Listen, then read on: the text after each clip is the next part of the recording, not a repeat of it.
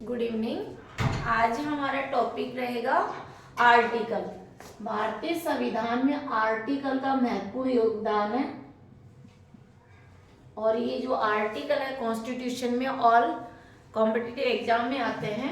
Article भाग first अनुच्छेद 1 से 4 तक उल्लेख किया गया है। संघ एवं राज्य क्षेत्र। भाग 2 की बात करें तो भाग 2 अनुच्छेद 5 से 11 तक उल्लेख किया गया है भारतीय नागरिकता का। कई बार कॉम्पिटिटिव एग्जाम में पूछा गया है कि भारतीय नागरिकता का उल्लेख कौन से आर्टिकल में किया गया है, तो भाग 5 और 5 से 11 तक, 5 से 11 तक। भाग 3 जो वेरी इंपॉर्टेंट है, इसमें मूल अधिकार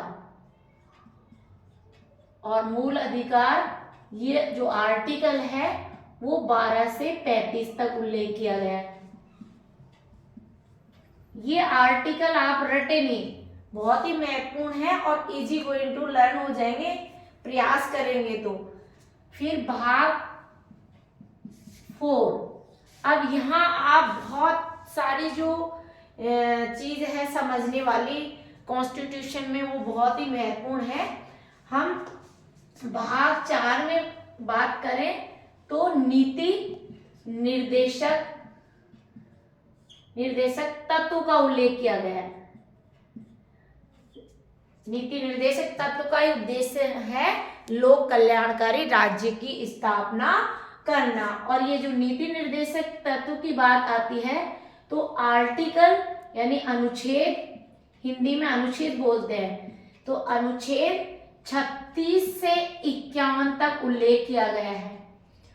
36 से 51 तक इनका उल्लेख किया गया है। ये जो मूल अधिकार है वह संयुक्त राज्य अमेरिका से लिया गया है, ये भी ध्यान रखना है। और ये नीति निर्देशक तत्व है वो आयरलैंड से लिए गए हैं। फिर हम बात करें भाग 4 कै और अनुच्छेद 51 कै, इसमें मूल कर्तव्यों का उल्लेख किया गया है। मूल कर्तव्य यानी फंडामेंटल ड्यूटीज, और फंडामेंटल ड्यूटीज कहां से लिए गए? रूस से लिए गए, ये भी ध्यान रखना है। स्वर्ण सिंह समिति की सिफारिश पर, स्वर्ण सिंह समिति की सिफारिश पर, ये भी इंपॉर्टेंट है आपको, वेरी इंपॉर्टेंट है आर्टिकल जो लिख रही हो। और ये तो कई बार एग्जाम में आ चुका है, तो आप ये ध्यान रखिए। भाग 4 कै 51 कै, यदि ये एक ऑप्शन में तो कंफ्यूजन डालने के लिए ऐसे दे देगा मूल कर्तव्य का उल्लेख कौन से भाग में किया गया है, कौन से अनुच्छेद में, तो भाग 4 दिया होगा, अनुच्छेद 51 दिया होगा ए ऑप्शन में, और बी ऑप्शन में डाल देगा भाग 4 कै अनुच्छेद 51 कै। तो ये दोनों चीज पे आपको ध्यान रखना है, फोकस रखना है, दोनों चीज होगी वही राइट आंसर होगा। फिर हम बात करें भाग 5 की। अब भाग 5 भी वेरी इंपॉर्टेंट है, कैसे हैं? अब देखिए भाग 5 में हम बात करें तो यहां संघ की कार्यपालिका का उल्लेख किया गया है। अब संघ की कार्यपालिका का उल्लेख किया गया, कौन कौन आते हैं संघ को, ये तो समझना है अपन को। आप ऐसे समझे कि अनुच्छेद 52 से 62 तक, अनुच्छेद 52 से 62 तक राष्ट्रपति का उल्लेख किया गया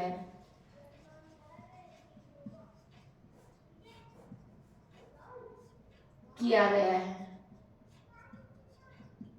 फिर देखिए अनुच्छेद 63 से 63 से आप 73 कर लेंगे, लेकिन एक इसमें आ जाता है 72 में 72 में कि राष्ट्रपति को क्षमादान या निलंबन या परिहार का उल्लेख किया गया है 72 में। तो ये अलग से हम डाल देते हैं ने इसमें अनुच्छेद, आपको ये ध्यान रखना है 63 से 73, लेकिन आर्टिकल 72 में राष्ट्रपति को फुल पावर है, राष्ट्रपति को पावर है कि वो क्षमा कर सकता है, परिहार कर सकता है, निलंबन कर सकता है, सजा को कम कर सकता है और मृत्यु दंड भी देने का पावर किसको है, राष्ट्रपति को। ये अंडरस्टूड होना है क्योंकि ये आर्टिकल ऑलमोस्टली पूछ लिया जाता है। फिर देखिए हम बात करें, यहां समझिए अनुच्छेद 79 में संसद, ठीक है, 80 में राज्यसभा और अनुच्छेद 81 में लोकसभा का उल्लेख किया गया। जो इंपॉर्टेंट आर्टिकल उसी की बात कर रही हूं मैं।